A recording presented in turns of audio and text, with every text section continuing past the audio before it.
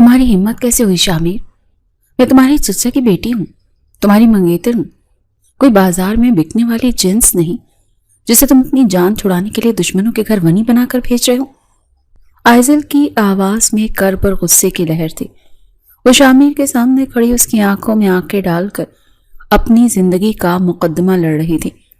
شامیر نے میز پر پڑا پستول اٹھایا اور اسے صاف کرتے ہوئے بڑی سرد مہری سے جواب دیا، آئزل، جذبات کی دنیا سے باہر نکلو۔ میرے ہاتھوں حاتم کے باپ کا خون ہوا اور بدلے میں وہ سفیان شاہ کی بیٹی مانگ رہے ہیں۔ زویا میری سگی بہن ہے، میں اسے اس جہنم میں نہیں بھیج سکتا جہاں اسے عمر بھر کی اذیتیں ملیں گی۔ تم یتیم ہو، تمہارا کوئی وارث نہیں، اگر تم وہاں چلی جاؤ گی تو کسی کو کوئی فرق نہیں پڑے گا۔ میں نے سب کاغذات تیار کر لی ہیں، تم وہاں زویا بن کر جاؤ گی اور یہی تمہاری تقدیر ہے۔ آئزل کا دل ڈوبنے لگا۔ وہ شخص جس کے ساتھ اس نے زندگی گزارنے کے خواب دیکھے تھے وہی اسے ایک مہرے کی طرح استعمال کر رہا تھا۔ تو کیا میں انسان نہیں؟ کیا میرے سینے میں دل نہیں دھڑکتا؟ شامیر، خدا کے لیے مجھ پر رحم کرو۔ میں اس اجنبی شخص کے ساتھ کیسے رہوں گی جو مجھ سے صرف نفرت کرے گا؟ تو شامیر نے ایک زوردار قہقہ لگایا اور اس کے قریب آ کر سرگوشی کی۔ تمہیں رہنا نہیں ہے آئزل، تمہیں صرف میرا بدلہ اتارنا ہے۔ تم وہاں چلی جاؤ گی تو ہماری دشمنی ختم ہو جائے گی، اور یاد رکھنا، اگر تم نے وہاں زبان کھولی، اپنا اصل نام بتایا، تو تمہارے چچا اور چچی کی زندگی کی ضمانت میں نہیں دوں گا۔ اب خاموشی سے یہ چادر اوڑھو اور گاڑی میں بیٹھو۔ حاتم کے آدمی باہر انتظار کر رہے ہیں۔ حاتم کے گھر میں نکاح کی تیاریاں تو تھیں، لیکن فضا میں جشن کے بجائے ایک سنگین خاموشی چھائی ہوئی تھی۔ حاتم، جو اپنے والد کے قتل کے بعد ایک جلاد کی طرح دکھائی دے رہا تھا، خاموشی سے نکاح کے کاغذات پر دستخط کر رہا تھا۔ اسے بتایا گیا تھا کہ سفیان شاہ اپنی بیٹی زویا کو بھیج رہا ہے، وہ لڑکی جسے حاتم نے ایک بار میلے میں دیکھا تھا اور اس کی معصومیت کا اسیر ہو گیا تھا۔ اسی لیے اس نے ونی کی شرط تسلیم کی تھی تاکہ وہ اسے حاصل کر سکے۔ نکاح کے بعد جب آئزل کو حویلی لایا گیا اور حاتم نے کمرے میں قدم رکھا تو اس کے چہرے پر ایک عجیب سی فاتحانہ چمک تھی۔ اس نے آگے بڑھ کر گھونگھٹ الٹنا چاہا، لیکن جیسے ہی اس نے لڑکی کا چہرہ دیکھا تو وہ ساکت رہ گیا۔ تم کون ہو؟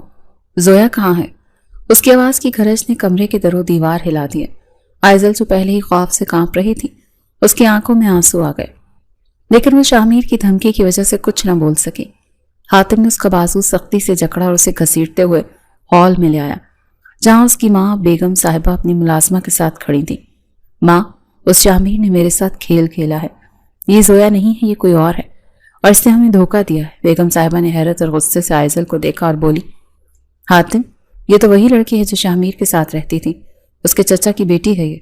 اس نے اپنی بہن کو بچانے کے لیے اس یتیم لڑکی کو ہمارے گلے مر دیا ہے۔ حاتم کا غصہ اب نفرت میں بدل چکا تھا۔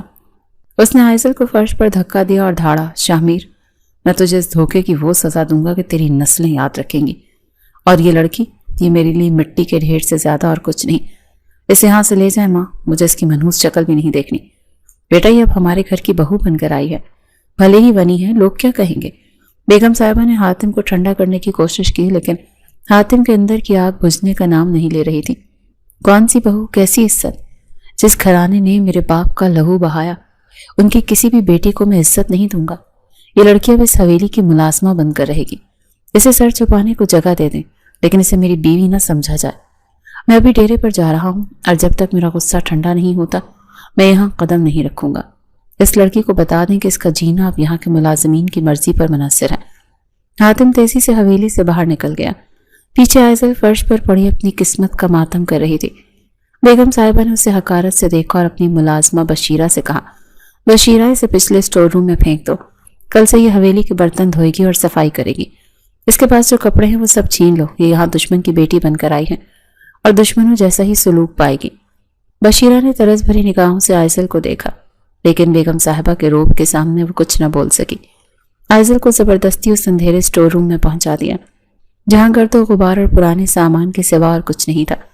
وہ ساری رات بھوکی پیاسی اس ٹوٹی ہوئی چارپائی پر بیٹھی رہی اور سوچتی رہی کہ اس کی کیا خطا تھی۔ کیا یتیم ہونا ہی اس کا سب سے بڑا گناہ تھا کہ اسے اپنوں ہی نے آگ کے حوالے کر دیا تھا؟ اگلے کئی روز تک آئزل کی زندگی ایک مشین کی طرح گزری۔ اسے صبح سویرے اٹھنا پڑتا اور حویلی کے وہ تمام کام کرنے پڑتے جنہیں کرنے کا اس نے کبھی سوچا بھی نہ تھا۔ اس سے ٹھیک سے کھانا بھی میسر نہ تھا، اور اوپر سے بیگم صاحبہ کی جلی کٹی باتیں اس کے زخموں پر نمک پاشی کرتی تھی۔ حاتم حویلی آتا تو ضرور تھا، لیکن وہ عائزل کے وجود سے مکمل طور پر لا تعلق ہو چکا تھا۔ وہ اس کی طرف دیکھنا تو دور اس کے سائے سے بھی کتراتا تھا۔ ایک دوپہر جب سورج سوا نیزے پر تھا، حاتم اپنے موبائل پر کسی بزنس ڈیل کے سلسلے میں مصروف تھا اور تیزی سے برآمدے سے گزر رہا تھا۔ اس کا دھیان سامنے نہیں تھا اور دوسری طرف سے عائزل جھک کر فرش پر پوچھا لگا رہی تھی، اور اس نے اپنا چہرہ چادر کے پلو سے اچھی طرح ڈھانپ رکھا تھا تاکہ کوئی اسے پہچان نہ سکے۔ حاتم کو بھاری بوٹ والا پاؤں غلطی سے عائزل کے نازک ہاتھ پر پڑ گیا۔ آہ! ایک دردناک سسکی عائزل کے لبوں سے نکلی اور وہ کرراہ کر وہیں گر گئی۔ حاتم ایک لمحے کے لیے رکا، اس نے نیچے دیکھا جہاں وہ لڑکی اپنا ہاتھ پکڑے تڑپ رہی تھی۔ اس کے ہاتھ کی انگلیاں نیلی پڑ گئی تھیں۔ حاتم کو ایک پل کے لیے احساس ہوا کہ اسے چوٹ لگی ہے، لیکن جیسے ہی اسے یاد آئے کہ اسی شاہمیر کی منگیتر تھی جس نے اسے دھوکہ دیا، تو اس کا دل پھر سے پتھر ہو گیا۔ راستے میں بیٹھ کر کیوں کام کر رہی ہو؟ نظر نہیں آتا کہ یہاں سے لوگ گزرتے ہیں؟ حاتم نے ہمدردی کا ایک لفظ کہے بغیر اسے جھاڑ دیا۔ عائزل نے سر اٹھا کر اسے دیکھنا چاہا، لیکن پھر اپنی نظریں جھکا لیں۔ اس کی آنکھوں سے گرنے والے آنسو فرش پر گرنے لگے اور پانی میں شامل ہو رہے تھے۔ حاتم بے مروتی سے اپنا فون کان سے لگائے آگے بڑھ گیا۔ اسے اس بات کا احساس تک نہیں تھا کہ وہ جس لڑکی کو ٹھکرا رہا ہے وہ دراصل وہی ہے جس کی تلاش میں وہ کبھی مارا پھرتا تھا۔ عائزل کی حالت اب بد سے بدتر ہوتی جا رہی تھی۔ ہاتھ کی چوٹ کے باوجود اسے آرام کی اجازت نہیں ملی۔ بیگم صاحبہ نے اسے حکم دیا کہ وہ حویلی کے بیرونی صحن کی صفائی کرے۔ جب وہ باہر نکلی تو حویلی کے کچھ مرد ملازم اسے عجیب و غریب نگاہوں سے دیکھ رہے تھے۔ اس کی آنکھوں میں موجود ہوس اور حقارت نے عائزل کو اندر تک ہلا کر رکھ دیا تھا۔ اس کے پاس پہننے کے لیے وہی ایک پوسیدہ جوڑا تھا جو اسے بشیرہ نے دیا تھا، کیونکہ بیگم صاحبہ نے اس کے اپنے تمام قیمتی کپڑے جلا دیے تھے۔ وہ بہت زیادہ انکمفرٹیبل محسوس کر رہی تھی اور کوشش کر رہی تھی کہ جلدی سے کام ختم کر کے اندر چلی جائے۔ اسی دوران ایک ملازم نے جان بوجھ کر اس کے قریب آ کر جملہ کسا، بی بی جی، شاہوں کی حویلی سے نکل کر یہاں پوچھا لگانا کیسا لگ رہا ہے؟ اگر تھک گئی ہو تو ہم مدد کر دیں۔ عائزل کا خون خشک ہو گیا، وہ خوف سے سمٹ گئی۔ حاتم جو وہیں قریب سے گزر رہا تھا، اس نے یہ منظر دیکھ لیا۔ اگرچہ وہ اس سے نفرت کرتا تھا، لیکن ایک عورت کی تذلیل اسے گوارا نہیں تھی۔ بیگم صاحبہ بھی وہیں کھڑی تھی اور ملازم کی بات پر مسکرا رہی تھی۔ حاتم نے غصے سے اپنی ماں کی طرف دیکھا اور پھر ایک فیصلہ کن قدم اٹھاتے اپنی مہنگی چادر اتاری اور عائزل کے گرد لپیٹ دی۔ آئندہ کسی ملازم کی زبان اس لڑکی کے خلاف کھلی تو میں اسے اس حویلی سے ہی نہیں دنیا سے ہی نکال دوں گا۔ اور ماں، دشمنی اپنی جگہ، لیکن یہ اب اس گھر کی عزت ہے، اسے اس طرح تماشا نہ بنائیں۔ حاتم کے اس عمل نے جہاں عائزل کے دل میں ایک امید کی مدھم سی کرن جگا دی تھی، وہیں بیگم صاحبہ کے غصے کو مزید ہوا دے دی۔ عائزل نے چادر کی گرمائش میں خود کو محفوظ محسوس کیا۔ یہ پہلا موقع تھا جب حاتم نے اس کے حق میں کوئی قدم اٹھایا تھا، چاہے وہ صرف انسانیت کے ناطے ہی کیوں نہ ہو۔ اگلی صبح جب بشیرہ چند نئے سلے سلائے سوٹ لے کر سٹور روم میں آئی تو عائزل کی آنکھوں میں حیرت کے ساتھ ساتھ ایک انجانا سا خوف لہرانے لگا۔ بی بی جی، یہ حاتم بابا نے آپ کے لیے بھیجوائے ہیں۔ انہوں نے خاص طور پر کہا ہے کہ اب آپ کو وہ پھٹے ہوئے کپڑے پہننے کی ضرورت نہیں ہے۔ بشیرہ نے بڑی اپنائیت سے جوڑے چارپائی پر رکھے تو عائزل کو اپنی سماعتوں پر یقین نہ آیا کہ وہ شخص جو اس سے بات کرنا بھی گوارا نہیں کرتا، اس کے آرام کا خیال کیسے رکھ سکتا ہے۔ عائزل نے وہی نیلا جوڑا زیب تن کیا اور پھر وہ چادر جو پچھلے روز حاتم نے اس کی گرد لپیٹی تھی اسے واپس کرنے اور شکریہ ادا کرنے کے لیے حاتم کے کمرے کی طرف بڑھ گئی۔ اسے معلوم تھا کہ یہ ایک پرخطر قدم ہے، لیکن اس کے دل میں پہلی بار اپنے مجازی خدا کا چہرہ دیکھنے کی شدید خواہش بیدار ہوئی تھی، کیونکہ نکاح سے اب تک اس نے کبھی نظر بھر کر حاتم کو نہیں دیکھا تھا۔ وہ دبے قدموں کمرے میں داخل ہوئی تو حاتم وہاں موجود نہیں تھا۔ وہ چادر بیڈ پر رکھ کر واپس مڑنے ہی والی تھی کہ سامنے لگے بڑے آئینے میں اسے اپنا عکس اور اس کے پیچھے کمرے کا پرشکوہ منظر نظر آیا۔ وہ ٹھٹک کر رک گئی اور آئینے کے سامنے کھڑے ہو کر خود کو دیکھنے لگی۔ اس کی آنکھوں میں یہ تجسس تھا کہ وہ شخص کیسا دکھتا ہے جس کے سامنے وہ ہمیشہ سر جھکائے کھڑی رہتی ہے۔ وہ آئینے میں حاتم کی شخصیت کا تصور کر ہی رہی تھی کہ اچانک دروازہ کھلا اور بیگم صاحبہ اندر داخل ہوئی۔ عائزل کو آئینے میں جھانکتا دیکھ کر ان کے چہرے پر غصے کی لہر دوڑ گئی۔ تمہاری یہ ہمت کہ تم میرے بیٹے کے کمرے میں آ کر آئینے کے سامنے بند سنور رہی ہو؟ کیا تم نے یہ سمجھ لیا ہے کہ ان 2-4 سوٹوں سے تم اس گھر کی مالکن بن گئی ہو؟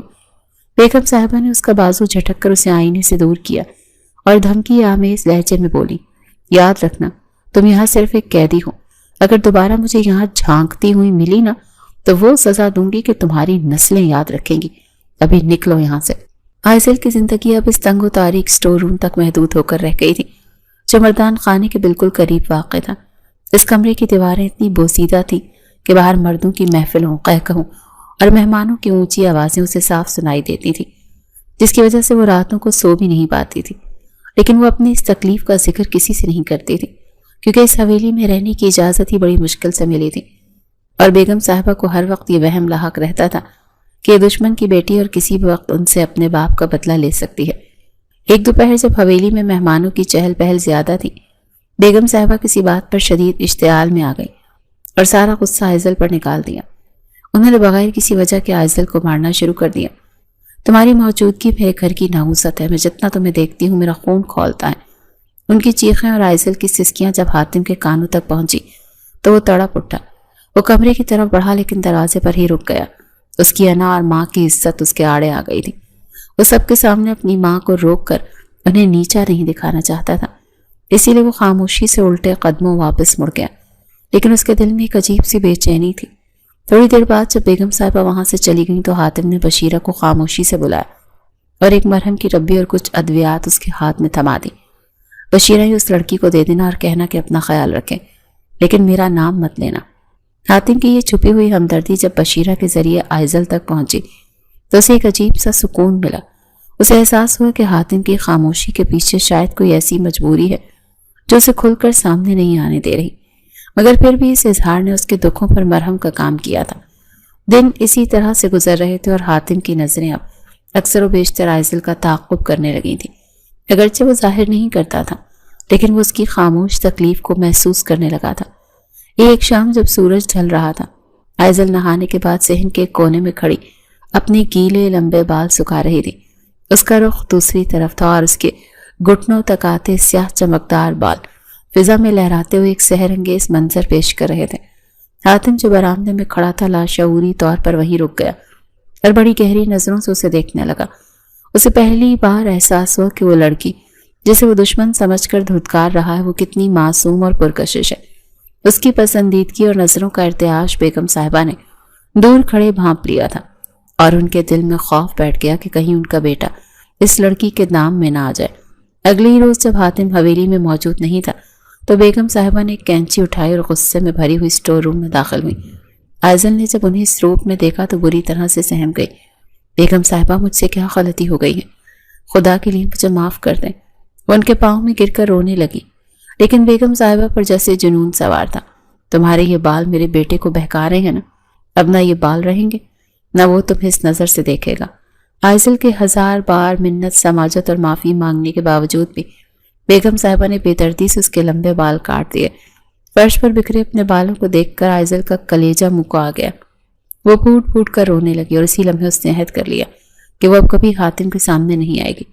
وہ اس تذلیل کو کبھی نہیں بھول سکتی تھی جو اسے صرف اس لیے ملی کہ حاتم نے اسے ایک نظر دیکھ لیا.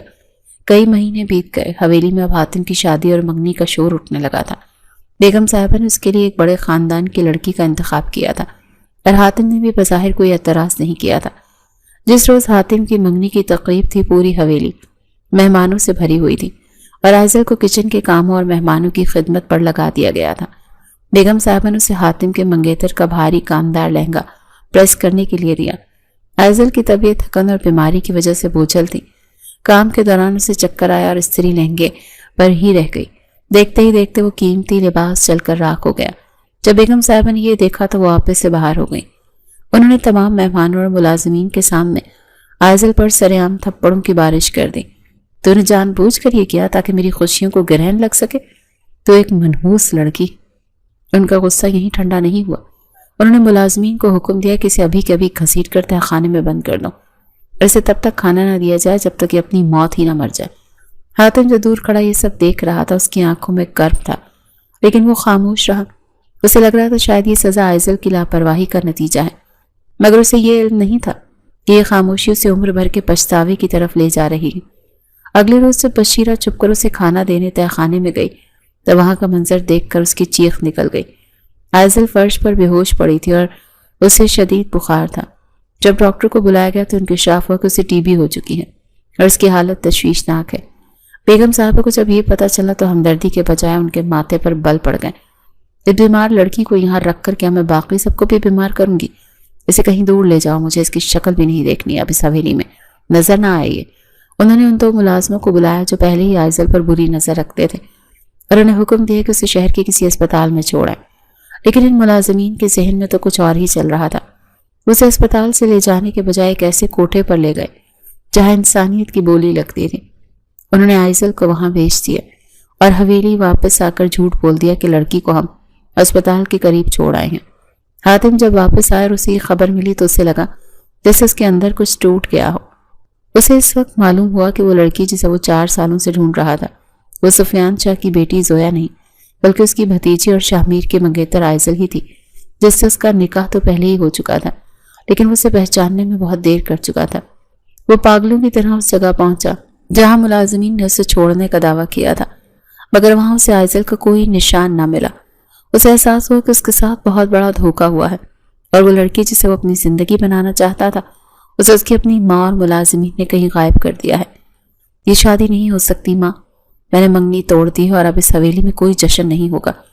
حاتم کی آواز دیوانہ وار بلند ہوئی تو بیگم صاحبہ کے ہاتھ سے تسبیح چھوٹ کر فرش پر جا گری۔ وہ حیرت اور غصے کے ملے جلے جذبات کے ساتھ اپنے بیٹے کو دیکھ رہی تھی جو پچھلے کئی گھنٹوں سے کسی پاگل کی طرح ادھر ادھر چکر لگا رہا تھا۔ اس کی آنکھیں خون آلود تھیں اور چہرے پر کرب کی گہری لکیریں واضح تھیں۔ حاتم، تم ہوش میں تو ہو؟ مہمان آ چکے ہیں، شہر کے بڑے لوگ اس تقریب کا حصہ ہیں، تم محض اس دشمن کی بیٹی کے لیے اپنی ساکھ داؤ پر لگا رہے ہو جو مر کھپ چکی ہے۔ بیگم صاحبہ نے اسے سمجھانے کی کوشش کی، لیکن حاتم نے ایک جھٹکے سے میز پر پڑے گلدان کو دیوار پر دے مارا۔ وہ مری نہیں ہے ماں، اسے مارا گیا ہے یا کہیں غائب کیا گیا ہے، اور وہ دشمن کی بیٹی نہیں تھی، وہ وہی لڑکی تھی جسے میں پچھلے 4 سالوں سے دیوانوں کی طرح ڈھونڈ رہا تھا۔ وہ سفیان شاہ کی بھتیجی اور شاہ کی منگیتر آئزل تھی جس سے میرا نکاح ہو چکا تھا، اور آپ نے اسے ملازمین کے حوالے کر دیا۔ حاتم کا انکشاف کسی ایٹم بم کی طرح حویلی کے در و دیوار سے ٹکرایا۔ بیگم صاحبہ کا رنگ سفید پڑ گیا، انہیں اندازہ نہیں تھا کہ حاتم کو سچائی کا علم ہو چکا ہے۔ حاتم نے اپنی ماں کی خاموشی کو ان کا اعتراف جرم سمجھا اور بنا کوئی دوسرا لفظ کہے حویلی سے باہر نکل گیا۔ اس کے پیچھے ہنگامہ برپا تھا، لیکن اس کے کانوں میں صرف آئزل کی وہ آخری سسکی گونج رہی تھی جو اس نے برآمدے میں سنی تھی۔ حاتم نے شہر کا کونا کونا چھان مارا۔ اس دن ملازمین کو ڈھونڈ نکالنے کے لیے اپنی پوری طاقت لگا دی جنہوں نے آئزل کو اسپتال کے قریب چھوڑنے کا دعویٰ کیا تھا، لیکن وہ روپوش ہو چکے تھے۔ تلاشی کے دوران اسے ایک خفیہ اطلاع ملی کہ شہر کے ایک بدنام زمانہ علاقے میں کچھ نئی لڑکیاں لائی گئی ہیں، تو حاتم کا دل دھک سے رہ گیا۔ وہ نفرت اور خوف کے درمیان جھولتا ہوا اس کوٹھے کے قریب جا پہنچا جہاں کی فضا میں گناہ اور بے بسی کی بو رچی بسی تھی۔ وہاں پہنچتے اس کا موبائل فون بجنے لگا۔ ایک بزنس کال تھی جو اس کے لیے سننا بہت ضروری تھی، لیکن عمارت کے اندر سگنلز کا مسئلہ تھا۔ وہ بے چین ہو کر لان کی طرف بڑھ گیا جہاں خاموشی اور اندھیرا تھا۔ وہ فون پر بات کر ہی رہا تھا کہ اچانک دوسری منزل کی ایک چھوٹی سی کھڑکی سے ایک کاغذ کا ٹکڑا لہراتا ہوا نیچے گرا اور ٹھیک اس کے پیروں کے پاس آ کر رکا۔ حاتم نے فون کاٹ دیا اور جھک کر وہ کاغذ اٹھایا جس پر لرزتے ہاتھوں سے لکھا تھا، میری مدد کرو، مجھے یہاں سے بچا لو۔ وہ تحریر دیکھتے ہی حاتم کا سانس رک گیا۔ یہ وہی لکھائی تھی جس نے آئزل کے پاس موجود چند پرانے کاغذات پر دیکھی تھی۔ اس کا شک اب یقین میں بدل چکا تھا۔ آئزل اسی قید خانے کی کسی کوٹری میں سسک رہی ہے۔ اس نے فوراً اپنی سیکرٹری کو کال کی اور اسے حکم دیا کہ اس جگہ کی معلومات نکالی جائیں کہ یہاں چل کیا رہا ہے اور کون لوگ اس کے پیچھے ہیں۔ کچھ دیر کے بعد سیکرٹری نے اسے تشویشناک خبر سنائی، صاحب وہاں کی مالکن بہت سخت ہے۔ اسے پتہ چلا ہے کہ نئی لڑکیاں آئی ہیں جن کی ابھی تک کسی نے شکل بھی نہیں دیکھی۔ انہیں تشدد کے ذریعے رام کرنے کی کوشش کی جا رہی ہے، اور سب سے بڑھ کر یہ کہ پرسوں ان لڑکیوں کی بولی لگنے والی ہے۔ وہ انہیں سب سے زیادہ قیمت دینے والے کے حوالے کر دیں گی۔ حاتم کی مٹھیوں میں ناخن پیوست ہو گئے۔ اسے تصور کر کے ہی ہول آنے لگا کہ وہ معصوم لڑکی جس کے سر پر اس نے خود چادر ڈالی تھی آج نیلامی کے تختے پر کھڑی ہوگی۔ اس نے اپنے لہجے کو برف جیسا سرد رکھتے ہوئے کہا، بولی میں شامل ہونے کا انتظام کرو، میں خود جاؤں گا اور دیکھوں گا کہ کون اسے خریدنے کی جرات کرتا ہے۔ اس کے علاوہ ملازمین کا بھی پتہ لگاؤ جنہوں نے اسے یہاں بیچا ہے، مجھے وہ زندہ چاہیے، میں ان سے حساب برابر کر سکوں۔ حاتم نے وہ 2 دن کسی اذیت ناک انتظار میں گزارا۔ اس نے حویلی واپس جانا چھوڑ دیا تھا اور اس کے ذہن میں صرف آئزل کا وہ مرجھایا ہوا چہرہ گھوم رہا تھا جسے وہ اپنی انا کی وجہ سے پہچاننے سے انکار کرتا رہا تھا۔ اسے اپنی ہر بے رخی اور ہر وہ ٹھوکر یاد آ رہی تھی جو اس نے انجانے میں آئزل کو ماری تھی۔ آخر کار بولی کا دن آن پہنچا، وہ جگہ جہاں انسانیت کا جنازہ اٹھتا تھا۔ آج وہاں شہر کے بڑے بڑے سرمایہ دار اور عیاش لوگ جمع تھے۔ حاتم ایک کونے میں بیٹھا اپنی باری کا انتظار کر رہا تھا۔ اس کا چہرہ پتھر کی طرح سپاٹ تھا، لیکن اندر ایک طوفان برپا تھا۔ جب اسٹیج پر ایک ایک کر کے لڑکیوں کو لایا جانے لگا تو ہال میں شور و غل پڑ گیا۔ اچانک ہال کی بتیاں مدھم ہوئیں اور مالکن نے اعلان کیا کہ اب آج کی سب سے قیمتی اور نایاب لڑکی لائی جا رہی ہے۔ جیسے ہی آئزل کو اسٹیج پر لایا گیا تو حاتم کی سانسیں سینے میں مقید ہو گئیں۔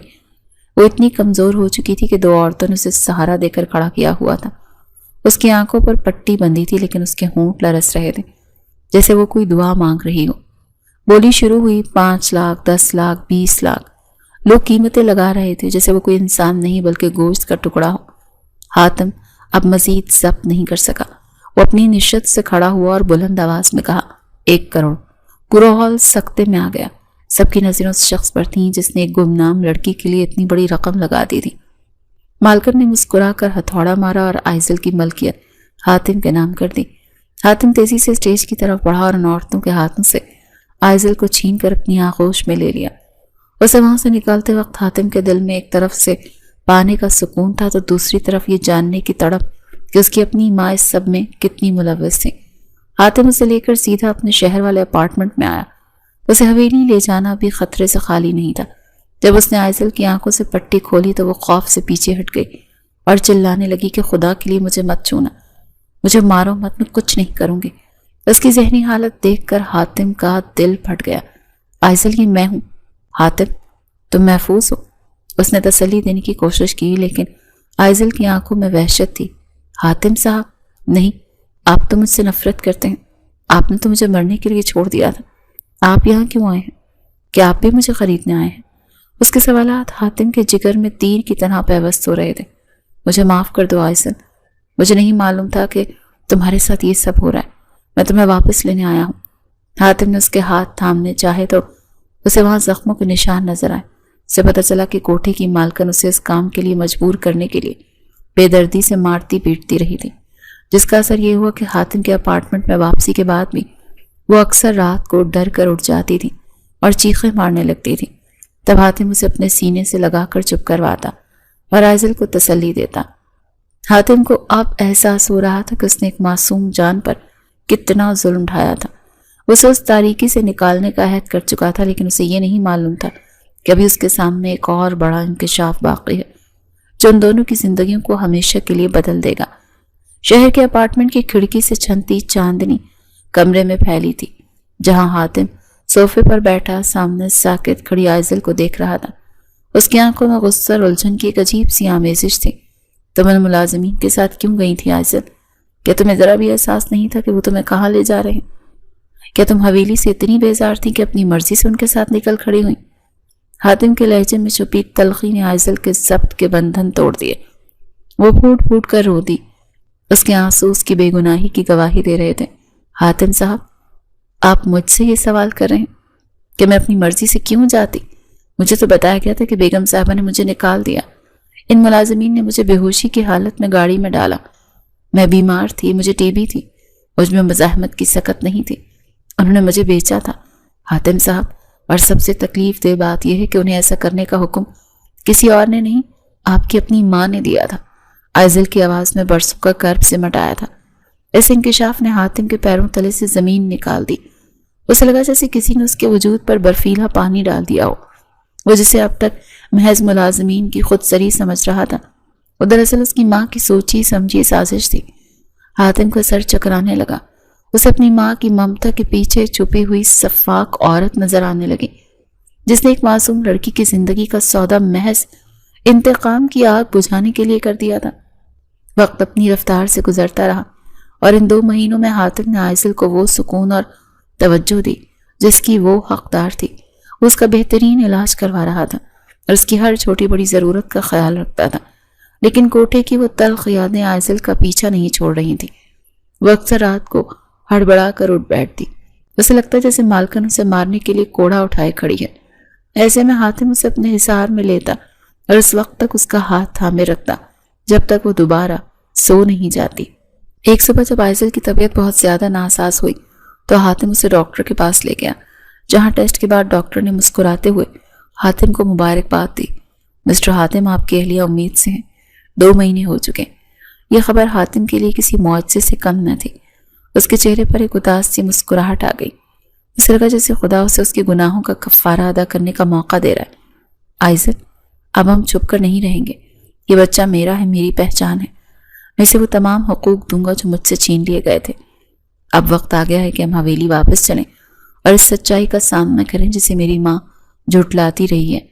آئزل کے دل میں خوف کی لہر اٹھی، لیکن حاتم کے مضبوط ارادے نے اسے حوصلہ دیا۔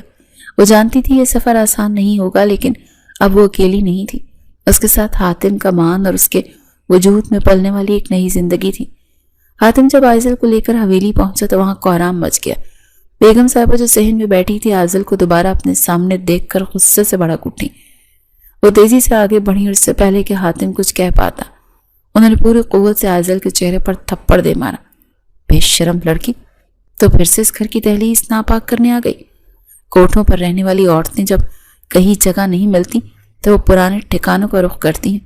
بیگم صاحبہ کی زبان سے نکلنے والا ہر لفظ زہر میں بجھا ہوا تھا۔ حاتم نے تڑپ کر آئزل کو اپنے پیچھے کیا، لیکن بیگم صاحبہ کا غصہ بھی ٹھنڈا نہیں ہوا۔ اور یہ کیا ڈھونگ رچا کر لائے ہو حاتم؟ اس کی حالت دیکھو، نہ جانے کس کا ناجائز بچہ پیٹ میں لیے چلی آئی ہے اور تم اسے سہارا دے رہے ہو۔ یہ جملہ سنتے ہی حاتم کا صبر جواب دے گیا۔ ان کی آنکھوں میں غصے سے سرخی آ گئی۔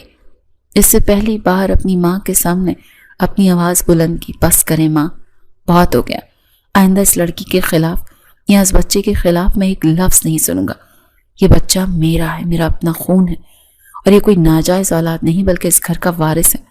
آپ نے جو ظلم اس کے ساتھ کیا اس کا حساب تو آپ کو دینا ہی ہوگا، لیکن اب میں مزید کوئی تماشا برداشت نہیں کروں گا۔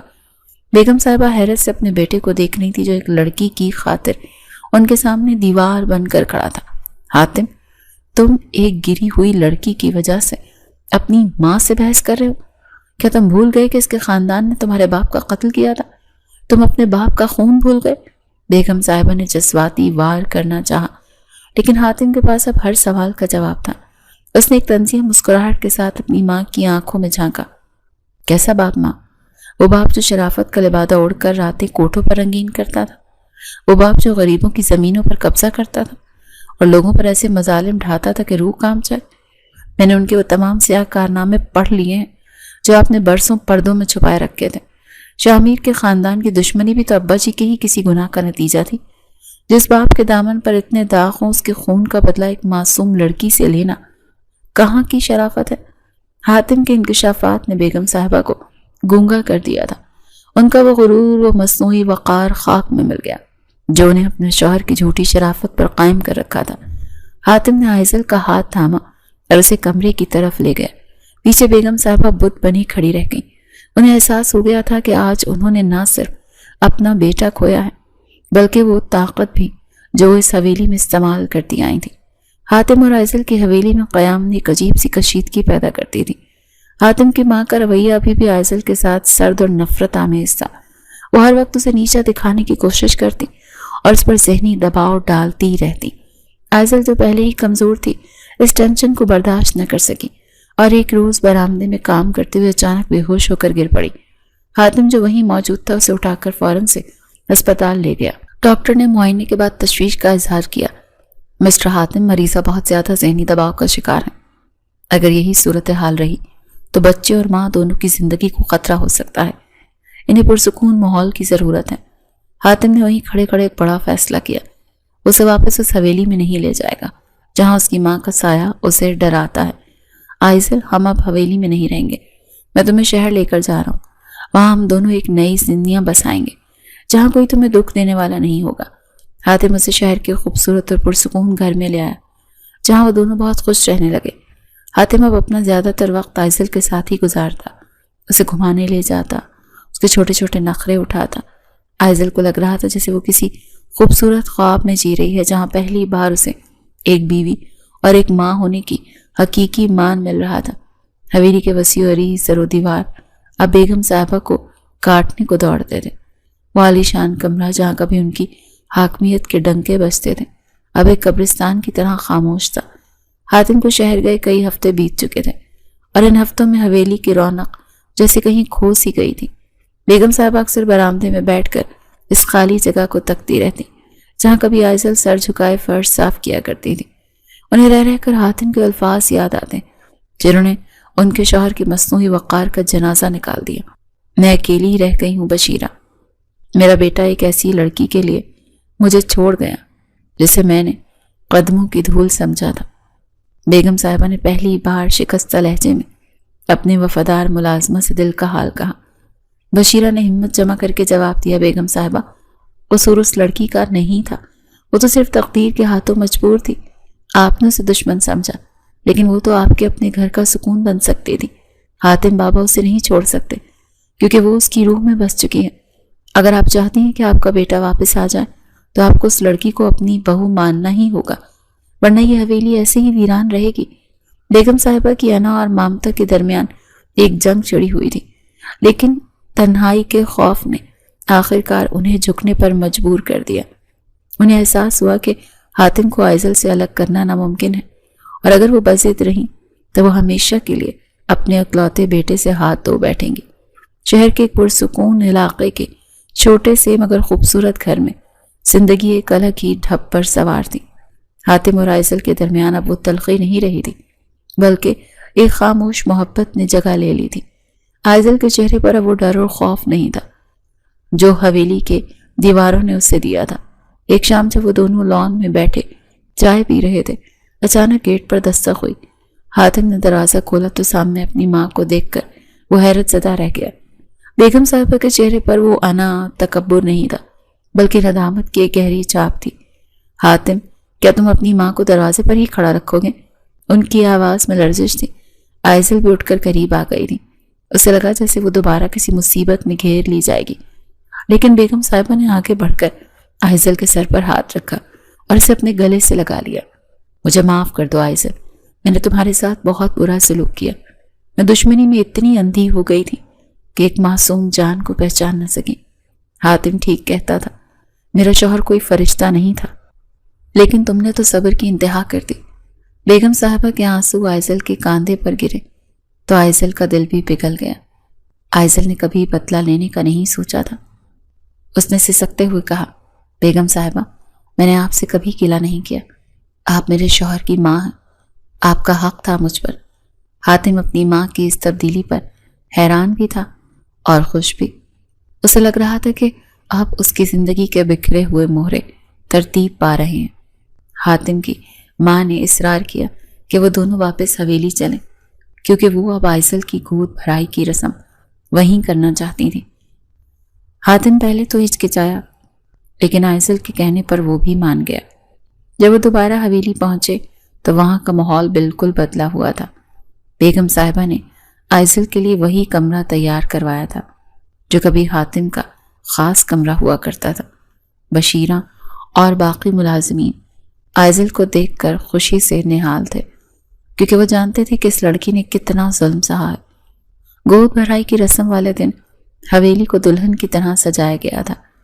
بیگم صاحبہ نے اس بار شہر کے بڑے لوگوں کے بجائے آئزل کے ان رشتہ داروں کو بلانے کا فیصلہ کیا جنہوں نے اسے بے سہارا چھوڑ دیا تھا۔ آئزل کے چچا اور چچی جب حویلی پہنچے تو وہ حاتم اور بیگم صاحبہ کے سامنے نظریں اٹھانے کے قابل نہیں تھے۔ ہمیں معاف کر دینا بیٹی، شامیر کے خوف نے ہمیں اندھا کر دیا تھا، ہمیں نہیں معلوم تھا کہ وہ تمہیں اس حال میں چھوڑ آئے گا۔ آئزل کے چچا نے نادم ہو کر کہا۔ آئزل جو یتیم ہونے کی وجہ سے ہمیشہ اپنوں کی محبت کو ترستی تھی، اپنے چچا کو دیکھ کر رو دی اور انہیں معاف کر دیا۔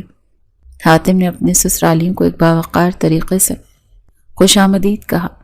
اس کے دل میں اب شامیر کے لیے کوئی نفرت نہیں تھی کیونکہ آئزل کی محبت نے اسے بدل دیا تھا۔ رسم کے دوران آئزل کو ایک اونچے تخت پر بٹھایا گیا تھا۔ وہ سرخ رنگ کے جوڑے میں کسی شہزادی سے کم نہیں لگ رہی تھی۔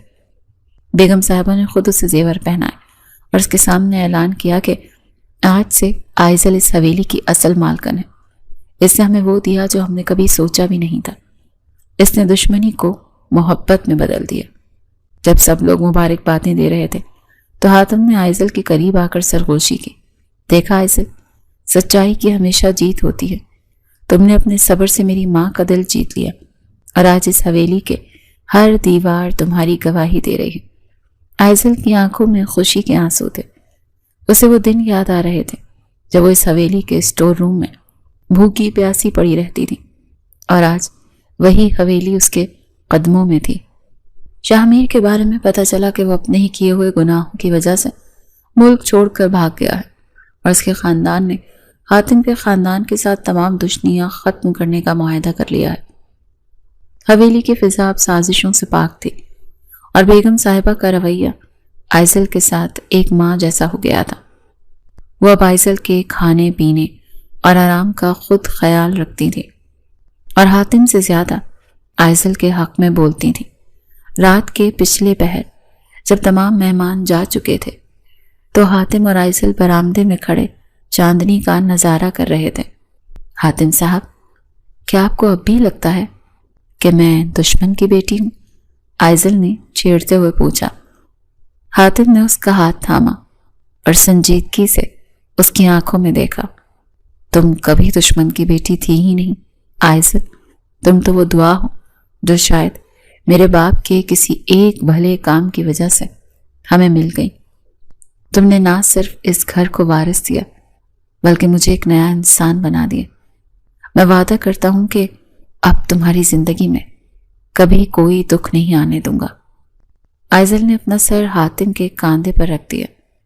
اسے یقین ہو گیا تھا کہ اس کی زندگی کا کٹھن سفر اب ختم ہو چکا، اور آنے والا کل صرف خوشیوں اور سکون کا پیغام لے کر آئے گا۔ حویلی میں اب وہ پرانی تلخیاں دفن ہو چکی تھیں، اور ایک نئی نسل کی آمد کی تیاری ہو رہی تھی۔ مجھے صرف محبت کی زبان سیکھنے والی تھی۔ بیگم صاحبہ نے بھی اپنی زندگی کی تلافی کر دی تھی، اور اب وہ ایک نئی شروعات کے لیے پر امید تھی۔ حویلی کے در و دیوار پر چھائی برسوں پرانی اداسی اب آہستہ آہستہ چھٹ رہی تھی۔ وہ عمارت جو کبھی خوف اور جبر کی علامت سمجھی جاتی تھی، اب وہاں کی ہواؤں میں ایک عجیب سی نرمی محسوس ہوتی تھی۔ سورج کی آخری کرنیں جب اونچے برآمدوں سے ٹکرا کر صحن میں بچھی گھاس پر پڑتی تو ایسا لگتا جیسے قدرت خود اس گھر کے زخموں پر مرہم رکھ رہی ہو۔ آئزل برآمدے کے کونے میں لگی آرام دہ کرسی پر بیٹھی تھی۔ اس کی نظریں سامنے دیوار پر لگی اس پرانی تصویر پر تھیں جو حاتم کے دادا کی تھی، لیکن آج اسے اس تصویر میں وہ ہیبت نظر آ رہی تھی جو کبھی اسے لرزا دیتی تھی۔ حاتم گاڑی پارک کر کے حویلی کے اندر داخل ہوا تو اس کی پہلی نظر آئزل پر پڑی۔ وہ سفید ململ کے دوپٹے میں لپٹی کسی پرسکون جھیل کی طرح ساکت بیٹھی تھی۔ حاتم کے قدموں کی چاپ سن کر اس نے سر اٹھایا۔ اس کی آنکھوں میں وہ اطمینان تھا جو صرف طوفان تھمنے کے بعد نصیب ہوتا ہے۔ حاتم نے قریب آ کر اپنا ہاتھ اس کے شانے پہ رکھا۔ تم پھر سے ماضی کی گلیوں میں بھٹک رہی ہو؟ حاتم نے دھیمے لہجے میں پوچھا۔ اس کی آواز میں اب وہ کرختگی نہیں تھی جس نے کبھی آئزل کے وجود کو زخمی کیا تھا۔ آئزل نے ایک لمبی سانس لی اور اس کا ہاتھ تھام لیا۔ ماضی اب پیچھا نہیں کرتا حاتم صاحب، وہ تو بس ایک سبق بن کر رہ گیا ہے۔ میں بس یہ سوچ رہی تھی کہ اگر انسان کو پہلے سے علم ہو جائے کہ دکھ کی عمر کتنی چھوٹی ہے تو شاید کبھی اتنا نا امید نہ ہو۔ حاتم نے کرسی کھینچی اور اس کے پاس بیٹھ گیا۔ ہم نے بہت وقت ضائع کر دیا آئزل، نفرت کی ساکھ میں ہم نے اپنی معصومیت جھونک دی، لیکن میں اب اس کی تلافی کرنا چاہتا ہوں۔ میں چاہتا ہوں کہ آنے والا کل ان تمام تلخیوں سے پاک ہو جن کا سامنا ہم نے کیا۔ ان کی گفتگو کے دوران بیگم صاحبہ کچن سے باہر نکلی۔ ان کے ہاتھ میں پھلوں کی ٹرے تھی جو انہوں نے خود آئزل کے لیے تیار کی تھی۔ ان کا چہرہ جو کبھی غرور سے تنا رہتا تھا اب اس پر پشیمانی اور محبت کی ملی جلی لکیریں تھیں۔ حاتم سے آرام کرنے دو، آئزل بیٹی یہ لو، تمہیں اب اپنی صحت کا دگنا خیال رکھنا ہے۔ انہوں نے ٹرے میز پر رکھتے ہوئے بڑے پیار سے آئزل کے سر پر ہاتھ پھیرا۔ یہ وہی ہاتھ تھے جنہوں نے کبھی اس کے بال کاٹے تھے، لیکن آج ان ہاتھوں میں ایک ماں کی تڑپ تھی۔ آئزل نے مسکرا کر ان کی طرف دیکھا۔ ماں جی، آپ کیوں زحمت کرتی ہیں؟ میں خود لے لیتی۔ بیگم صاحبہ کی آنکھیں بھر آئیں۔ بیٹی، یہ زحمت نہیں ہے، یہ تو میرا کفارہ ہے۔ میں نے جو تمہارے ساتھ کیا، اس کے بعد اگر تم مجھے ماں کہہ رہی ہو تو یہ تمہارا ظرف ہے، میرا نہیں۔ فضا میں ایک خاموشی سا سکون پھیل گیا تھا، جہاں لفظوں سے زیادہ احساسات بول رہے تھے۔ کچھ دن بعد حویلی میں اچانک افراتفری مچ گئی۔ آدھی رات کا وقت تھا جب آئزل کی طبیعت اچانک بگڑ گئی۔ حاتم، جو ہمیشہ اپنے اعصاب پر قابو رکھنے والا مانا جاتا تھا، اس کے ہاتھ پیر کانپ رہے تھے۔ اس نے فوراً ڈرائیور کو آواز دی اور آئزل کو اپنی باہوں میں اٹھا کر وہ گاڑی کی طرف بھاگا تھا۔ بیگم صاحبہ تسبیح پڑھتی ہوئی پیچھے پیچھے آئیں۔ اسپتال کا راستہ جیسے ختم ہونے کا نام ہی نہیں لے رہا تھا۔ حاتم کا ایک ہاتھ سٹیئرنگ پر تھا اور دوسرا آئزل کے ہاتھ میں، جیسے وہ بار بار دبا کر اسے حوصلہ دے رہا تھا۔ حاتم صاحب، اگر مجھے کچھ ہو گیا تو، آئزل نے کراتے ہوئے کہنا چاہا۔ کچھ نہیں ہوگا آئزل، تم نے ابھی بہت سے خواب دیکھنے ہیں، تم نے اس گھر کو امن دینا ہے، تم نے مجھے مکمل کرنا ہے۔ چپ چاپ لیٹی رہو، ہم بس پہنچنے ہی والے ہیں۔ حاتم کی آواز میں ایک ایسی دہائی تھی جو شاید اس نے پہلے کبھی محسوس ہی نہیں کی تھی۔ وہ شخص جو کبھی کسی کی جان لینے سے نہیں کتراتا تھا، آج ایک جان بچانے کے لیے خدا سے گڑ گڑا رہا تھا۔ اسپتال پہنچتے ہی آئزل کو لیبر روم میں منتقل کر دیا گیا۔ باہر کوریڈور میں حاتم دیوانہ وار چکر لگا رہا تھا۔ بیگم صاحبہ ایک کونے میں بیٹھی جائے نماز پر دعا مانگ رہی تھی۔ وقت تھم سا گیا تھا۔ حاتم کو اپنے ماضی کی ایک ایک غلطی یاد آ رہی تھی۔ اسے وہ اسٹور روم یاد آیا جہاں اس نے آئزل کو قید رکھا تھا۔ اسے وہ تھپڑ یاد آئے جو اس کی ماں نے مارے تھے، اور وہ خاموش رہا تھا۔ اسے لگا جیسے یہ تمام تکلیفیں اسے آج چکانی پڑ رہی ہیں۔ کئی گھنٹوں کے بعد جب فجر کی آذان کی آواز گونجی، آپریشن تھیٹر کا دروازہ کھلا۔ ڈاکٹر نے باہر آ کر ایک لمبی مسکراہٹ کے ساتھ حاتم کو دیکھا۔ مبارک ہو حاتم صاحب، اللہ نے آپ کو بیٹا دیا ہے اور آپ کی اہلیہ بالکل خیریت سے ہیں۔ حاتم کے قدموں تلے سے جیسے زمین ہی نہ رہی۔ وہیں کوریڈور میں گھٹنوں کے بل گر گیا اور سجدے میں سر رکھ دیا۔ اس کے آنسو ٹائلوں پر گر رہے تھے۔ یہ وہ آنسو تھے جو برسوں کی نفرت اور بوجھ کو بہا لے گئے تھے۔ بیگم صاحبہ نے اللہ کا شکر ادا کیا اور حاتم کے سر پر ہاتھ رکھا۔ آج حویلی کا وارث آ گیا تھا، لیکن یہ وارث کسی خون خرابے کا نہیں بلکہ ایک نئی محبت کا پیامبر تھا۔ آئزل جب ہوش میں آئی تو اس نے خود کو ایک روشن کمرے میں پایا۔ حاتم اس کے سرہانے بیٹھا اسے بڑی محبت سے دیکھ رہا تھا۔ اس کے بازو میں ایک چھوٹی سی سفید چادر میں لپٹا ہوا وجود تھا۔ حاتم نے جھک کر وہ بچہ آئزل کی گود میں رکھ دیا۔ دیکھو آئزل، یہ ہمارا بیٹا ہے۔ آئزل نے تھر تھراتے ہاتھوں سے اس معصوم کی پیشانی کو چوما۔ اس کے چھوٹے چھوٹے ہاتھ آئزل کی انگلیوں کو تھامنے کی کوشش کر رہے تھے۔ اس کا نام کیا رکھیں گے؟ آئزل نے نحیف آواز میں پوچھا۔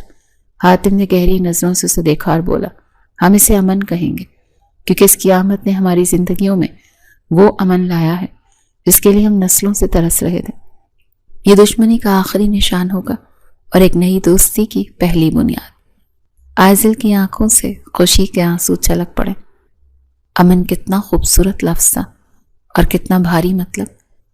حویلی واپسی پر ایک ایسا جشن منایا گیا جو گاؤں کی تاریخ میں پہلے کبھی نہیں ہوا تھا۔ حاتم نے پورے علاقے کے لوگوں کو دعوت دی، لیکن یہ وہ روایتی جشن نہیں تھا جہاں طاقت کا مظاہرہ کیا جاتا۔ حاتم نے حویلی کے سامنے والے بڑے میدان میں تمام غریب یتیموں اور بیواؤں کے لیے دسترخوان بچھایا تھا۔ جب سب لوگ کھانا کھا چکے تو حاتم اسٹیج پر آیا تھا۔ اس کے ساتھ آئزل بھی تھی، جس نے اپنے سر پر وہی چادر اوڑھ رکھی تھی جو کبھی حاتم نے اس کے تحفظ کے لیے اسے دی تھی۔ حاتم نے مائک سنبھالا اور مجمع کی طرف دیکھ کر بلند آواز میں کہا، آج میں آپ سب کے سامنے ایک اعتراف کرنا چاہتا ہوں۔ ہم نے برسوں دشمنی کی، ہم نے خون بہایا، ہم نے اپنی بیٹیوں کو ونی بنا کر ان کی زندگیاں برباد کی، لیکن آج میں یہ اعلان کرتا ہوں کہ اس حویلی کی طرف سے ونی کی روایت ہمیشہ کے لیے ختم کی جاتی ہے۔ آج کے بعد اس علاقے میں کوئی بھی بیٹی کسی مرد کے جرم کی سزا نہیں پائے گی، اور اگر کسی کو سزا ملے گی تو وہ صرف مجرم ہوگا، اس کی بہن یا بیٹی نہیں۔ پورے مجمع پر سکتہ طاری ہو گیا، لوگ ایک دوسرے کی طرف دیکھنے لگے۔ پھر اچانک تالیوں کی ایک ایسی گونج اٹھی جو دور دور تک سنائی دی۔ حاتم نے آئزل کا ہاتھ تھاما اور اسے سب کے سامنے عزت دی۔ اور اس معاشرے میں ایک انقلاب سے کم نہ تھا۔ آئزل کو لگا جیسے اس کے برسوں کے زخم ایک ہی لمحے میں بھر گئے ہوں۔ وہ یتیم لڑکی جسے شامیر نے دھوکے سے بیچا تھا آج ایک عظیم تبدیلی کی علامت بن کر کھڑی تھی۔ اگلے روز حاتم نے ایک اور بڑا قدم اٹھایا۔ اس نے آئزل کے چچا اور چچی کو حویلی بلایا۔ وہ لوگ جو خوف کے مارے روپوش تھے جب حویلی پہنچے تو ان کے سر ندامت سے جھکے ہوئے تھے۔ شامیر کا کہیں پتہ نہیں تھا، وہ اپنے گناہوں کے بوجھ تلے دب کر کہیں غائب ہو چکا تھا، لیکن اس کے بوڑھے والدین اب اکیلے تھے۔ آئزل نے جب اپنے چچا کو دیکھا تو وہ بہت سب کچھ بھول کر ان کے گلے لگ گئی۔ بیٹی ہمیں معاف کر دو، ہم نے تمہاری قدر نہیں کی، چچا نے روتے ہوئے کہا تو آئزل نے ان کے آنسو پہنچے۔ چچا جان، جو ہونا تھا ہو گیا، اب ہم ایک نیا خاندان بنیں گے۔ حاتم صاحب نے فیصلہ کیا ہے کہ ہماری زمینیں جو تنازع میں تھیں وہ اب مشترکہ طور پر استعمال ہوں گی تاکہ کوئی دوبارہ ایک دوسرے کا خون نہ بہائے۔ حاتم نے بھی آگے بڑھ کر اپنے سسرالیوں سے مصافحہ کیا۔ دشمنی کی وہ آگ جو نسلوں سے جل رہی تھی اسے محبت کے پانی نے ٹھنڈا کر دیا تھا۔ بیگم صاحبہ نے بھی آئزل کی چچی کو گلے لگایا۔ دو مائیں جو کبھی ایک دوسرے کے دشمن تھی آج ایک دوسرے کے دکھ بانٹ رہی تھی۔ حویلی کے صحن میں اب وہ ہنسی گونجتی تھی جو کبھی خواب لگتی تھی۔ بیگم صاحبہ نے حویلی کی چابیاں ایک پروقار تقریب میں آئزل کے حوالے کر دیں۔ آئزل، یہ گھر تمہاری امانت ہے، تم نے اسے جو امن دیا ہے وہ میں کبھی نہ دے سکی، اب تم اس کی مالکن ہو اور میں تمہاری پناہ میں۔ آئزل نے چابیاں پکڑنے کے بجائے بیگم صاحبہ کے ہاتھ اپنے سر پر رکھ لیا۔ ماں جی، آپ کی دعائیں ہی اس گھر کی اصل کنجی ہیں۔ بشیرہ جو برسوں سے اس حویلی میں خاموش گواہ کی طرح رہی تھی، آج اس کے چہرے پر ایک ایسی مسکراہٹ تھی جو اطمینان کی عکاسی کر رہی تھی۔ اس نے آئزل کو ایک نیا اور قیمتی جوڑا تحفے میں دیا جسے آئزل نے بڑی محبت سے قبول کیا۔ بی بی جی، میں نے کہا تھا نا کہ اللہ کے ہاں دیر ہے اندھیر نہیں، آپ کا صبر رنگ لایا، بشیرہ نے جذباتی ہو کر کہا۔ کچھ مہینے اور بیت گئے۔ حویلی کی وہ جگہ جہاں حاتم کے باپ کا قتل ہوا تھا، حاتم نے وہاں ایک بڑی سی لائبریری اور اسکول بنوا دیا۔ اس کا ماننا تھا کہ جہالت ہی تمام برائیوں کی جڑ ہے، اور اگر ان کے باپ نے تعلیم حاصل کی ہوتی تو شاید وہ لوگوں پر ظلم نہ کرتے۔ ایک شام حاتم اور آئزل اپنے بیٹے امن کو لے کر اس جگہ گئے جہاں سے ان کی کہانی کا ایک نیا موڑ لیا تھا۔ وہ برآمدہ جہاں حاتم کا پاؤں آئزل کے ہاتھ پر پڑا اور اب وہاں پھولوں کے گملے رکھے تھے۔ حاتم وہیں رک گئے اور آئزل کی طرف دیکھا۔ آئزل، مجھے آج بھی وہ دن یاد ہے جب میں نے یہاں تمہاری سسکی سنی تھی اور میں نے تمہیں ہی جھاڑ دیا تھا۔ کیا تم نے مجھے واقعی معاف کر دیا ہے؟ حاتم کی آواز میں ایک عجیب سی عاجزی تھی۔ آئزل نے امن کو جھولے میں ڈالتے ہوئے حاتم کی آنکھوں میں دیکھا۔ حاتم صاحب، معافی تو بہت چھوٹا لفظ ہے، آپ نے تو مجھے وہ پہچان دی ہے جس کا میں نے کبھی تصور بھی نہیں کیا تھا۔ آپ نے مجھے اس دلدل سے نکالا جہاں اپنوں نے پھینک دیا تھا۔ اب میرے دل میں کوئی گیلا نہیں، صرف شکر ہے۔ سورج غروب ہو رہا تھا، لیکن اس بار یہ کسی دن کا اختتام نہیں بلکہ ایک نئے عہد کا آغاز لگ رہا تھا۔ حویلی کی روشنیوں نے اندھیرے کو دور کر دیا تھا۔ حاتم اور آئزل ایک دوسرے کا ہاتھ تھامے اپنے بیٹے کے گرد کھڑے ایک ایسے مستقبل کا خواب دیکھ رہے تھے جہاں کوئی ونی نہیں ہوگی، جہاں کوئی یتیم بے سہارا نہیں ہوگا، اور جہاں محبت ہی سب سے بڑی طاقت ہوگی۔